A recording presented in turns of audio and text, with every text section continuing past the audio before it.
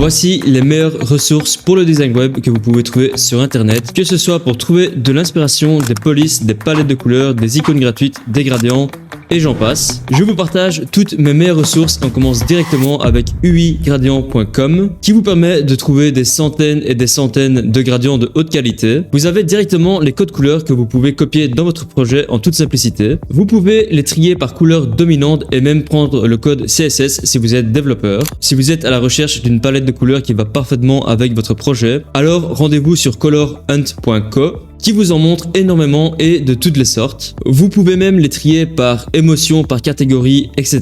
Personnellement, j'adore le design de leur site qui est hyper simple mais super intuitif. Un autre site super connu pour les palettes de couleurs, si vous êtes designer, je suis sûr et certain que vous le connaissez déjà, c'est colors.co avec 2 O. Et ici, à chaque fois que vous appuyez sur espace, il vous propose une nouvelle palette de couleurs. Vous pouvez bloquer certaines couleurs pour qu'elles restent quand vous allez appuyer une nouvelle fois sur espace.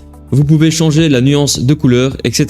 Et vous pouvez découvrir des centaines de palettes de couleurs créées par d'autres utilisateurs. On connaît tous la difficulté qui est de trouver des images de qualité. Personnellement, j'utilise pixabay.com qui ont une énorme sélection d'images, de vidéos et même d'illustrations. Si j'ai besoin de quelque chose peut-être de plus quali ou de plus recherché, alors je vais sur vectizy.com et là franchement, je trouve toujours mon bonheur. En plus des vidéos, etc., ils ont aussi des PSD et des PNG de super haute qualité qui ont vraiment le pouvoir d'améliorer vos designs en un rien de temps. N'oubliez pas de mettre la recherche en mode sans licence, comme ça vous allez avoir que les médias gratuits. Attention parce que les images qu'on prend sur ces sites sont d'une assez grosse taille. Il va falloir alors les optimiser pour le web et pour ce faire j'utilise batchcompress.com qui m'impressionnera toujours sur le résultat des images compressées. Par exemple, on passe d'une image de 1 MO à 50 KB en perdant peut-être 5% de qualité, c'est juste incroyable. Petite note, Batchcompress transforme vos images en WebP. WebP c'est un peu comme JPEG, mais c'est un format qui est très léger. Et donc si vous voulez optimiser des PNG avec de la transparence, il faudra privilégier un autre site comme compresspng.com qui lui se concentre uniquement sur les PNG et donc vous allez pouvoir optimiser vos images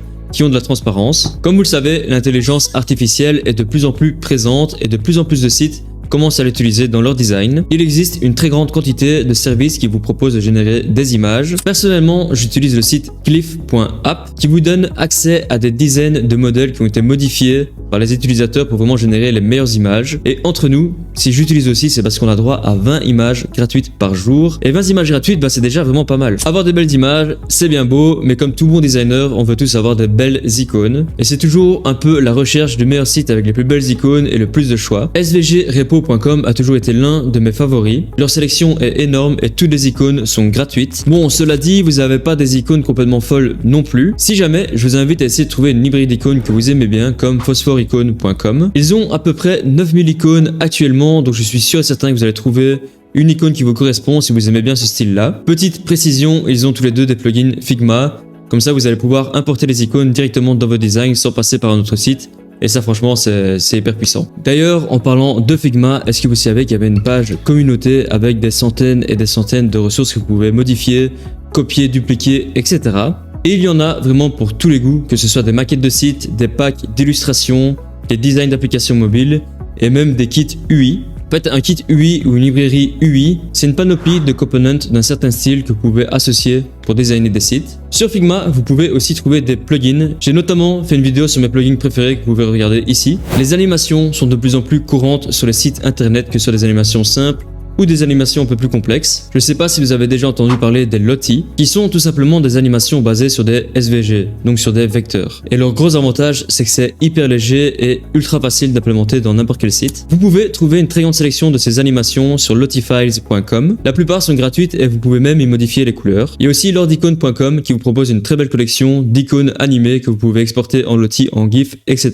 Si vous avez besoin de mock-up professionnels, par exemple d'un iPhone avec votre design à l'intérieur, alors je vous invite à visiter mockupworld.co qui en offre vraiment pas mal. C'est généralement des mock-ups d'iPhone, d'ordi ou de tablette, mais ils sont vraiment super bien faits. Pour les modifier, vous devez utiliser Photoshop, mais si vous n'y avez pas accès, vous pouvez aussi aller sur photopea.com qui est basiquement une version gratuite de Photoshop. C'est bien beau d'avoir des belles images, des belles animations, des belles couleurs, etc.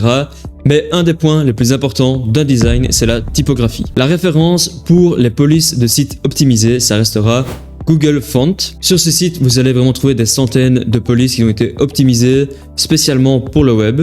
Il y a un autre site que j'adore pour les typographies, c'est fontshare.com, qui propose aussi des super polices optimisées. Elles sont super belles et ultra professionnelles. On peut aussi voir de belles combinaisons de polices et ça c'est plutôt cool. Si vous voulez voir des polices en action avec des vrais projets, alors je vous invite à visiter fondinnews.com, qui est tout simplement un site qui montre plein de polices utilisées dans différents projets, que ce soit des sites, des affiches, des marques, etc.